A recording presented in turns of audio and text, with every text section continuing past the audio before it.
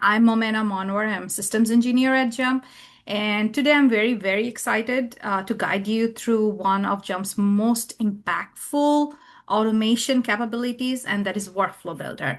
You can find this workflow feature under Files menu, New, and Workflow. So it's at the very bottom, and this is what we will be looking in. And this is the platform where you can do a lot of different things in Jump, and uh, it's an automation platform. You do the steps, record your steps. You don't need to look even into any codes for that. So that is the best part. This kind of gives you a flexibility to do like automation without doing any coding. Today, we will be looking into a few things and I'll show you how Jump can transform long, repetitive, and complex analysis or different tasks to streamline some sort of repetitive and highly efficient workflows. Workflow Builder allows you to capture different steps. So I pre-recorded one step here. We will go through one example. It can give you like from importing your data from Excel or your database or different PDFs and doing a lot of different cleanup steps to making like different tables from that, making like columns, formulas, and also finally two different graphs. When we do these things in Jump, um, and turn on the workflow builder, it kind of records or writes JSL script against all of these functions or operations that you do in Jump. You don't need to look into, you can see if you are good with scripting or want some optimizations, you can edit those scripts, but otherwise you don't need to even look into that. But it compiles or writes like JSL code for all of these commands in here. We will go through an example today and see how workflow captures this kind of different functionalities in Jump.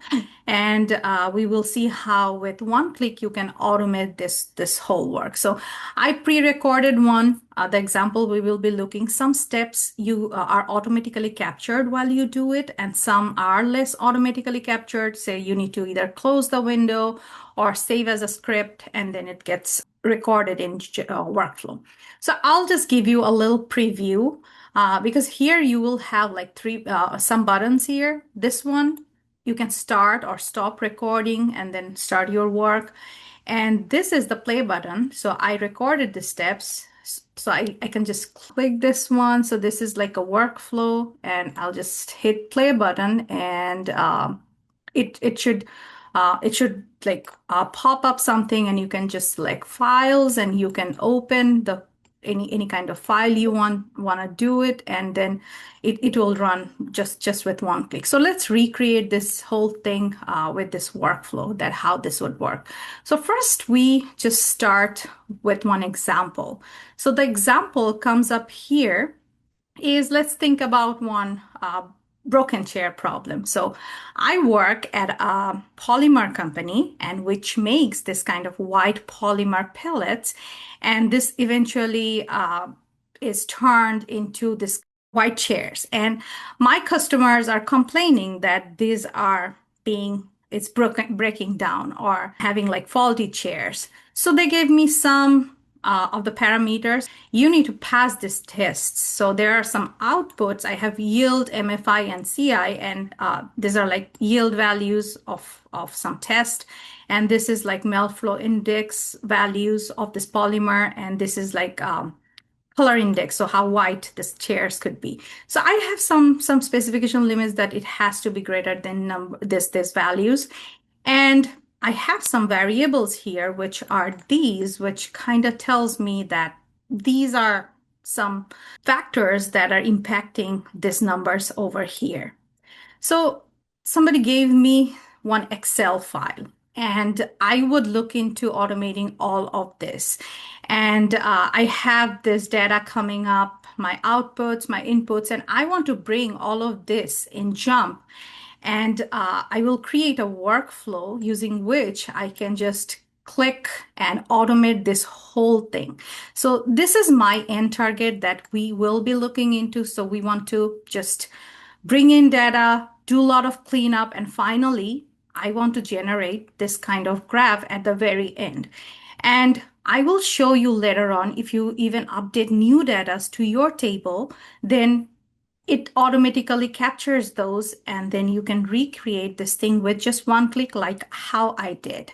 And now we will go through the steps and see that how I generated all of this with just one click format. So we will do it together now. And finally, we will see that how you can edit those, save those, share with your colleagues so they can see step by step what you did. And if they want to edit, how they can edit those as well. All right, so going back to my first place, this is the workflow builder. We opened it from the files menu, new, and workflows. First thing you do, this is the record button you have in your workflow. You just turn this on and you'll see like a white in the middle that says it's recording. And you just keep it aside. I'll just keep it aside and start doing analysis in JMP. So first I go ahead, go to my files menu, open, and now I just open, say, this set of file that I have in JMP. So I go here, it brings up the Excel import wizard, and I see the data looks fine to me, and I hit import. As I did that, you will see this step got recorded up in here.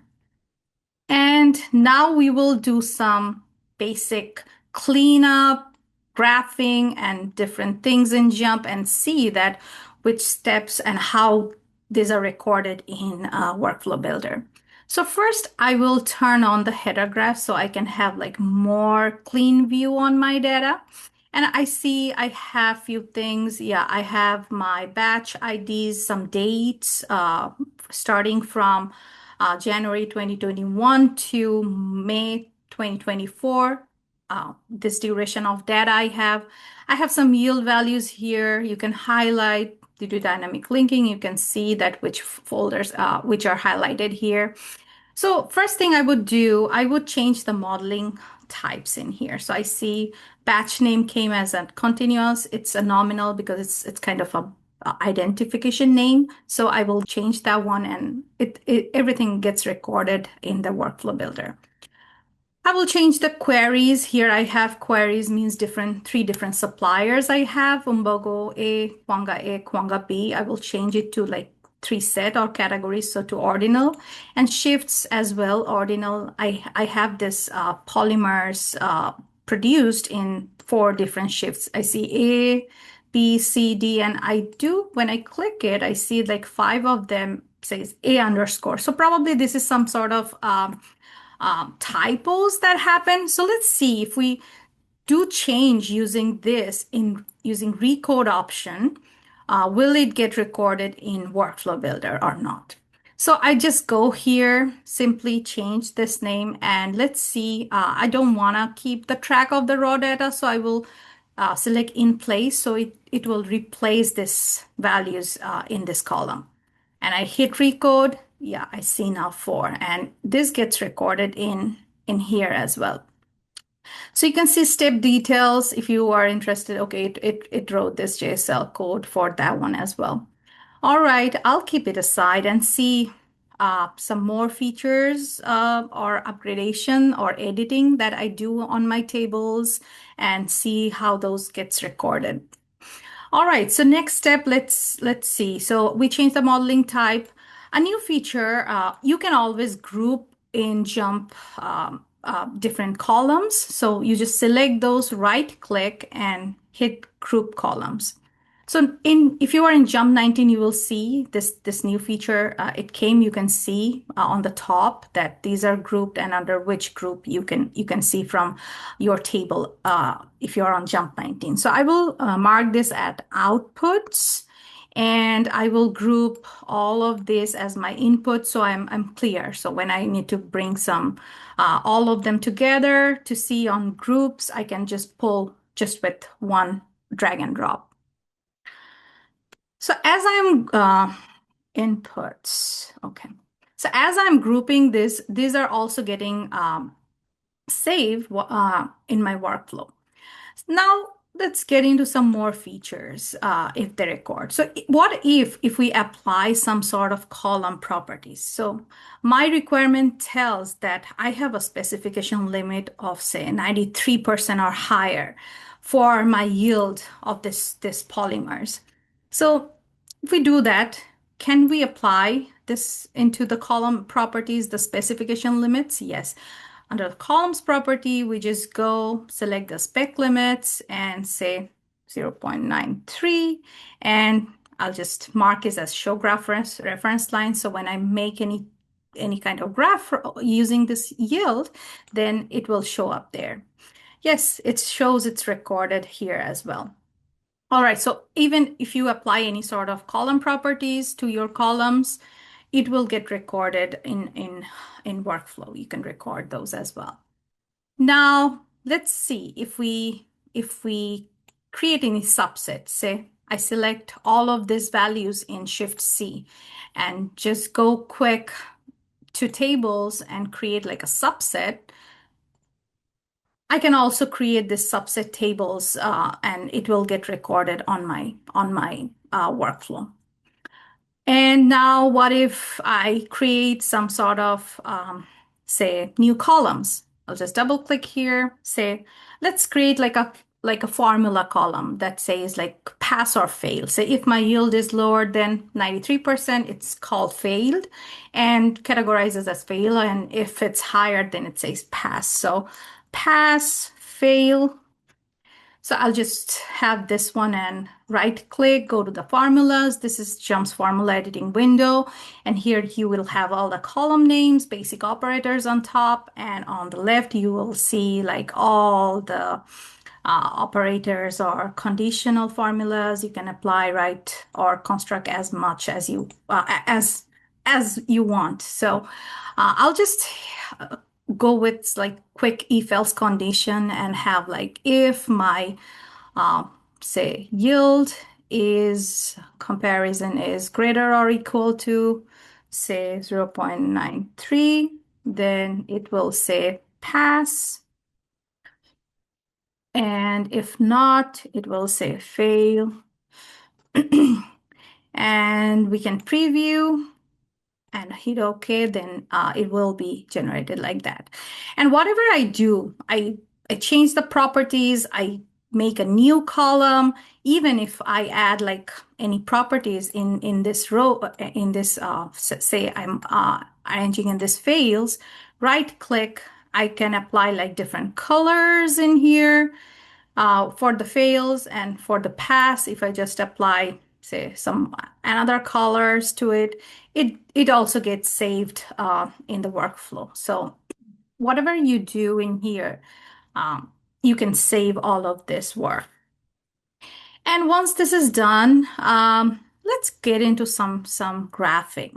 So even if we do one variable at a time analysis and get to analyze distribution, say I add yield and grab all of these inputs here and see how the relationship is.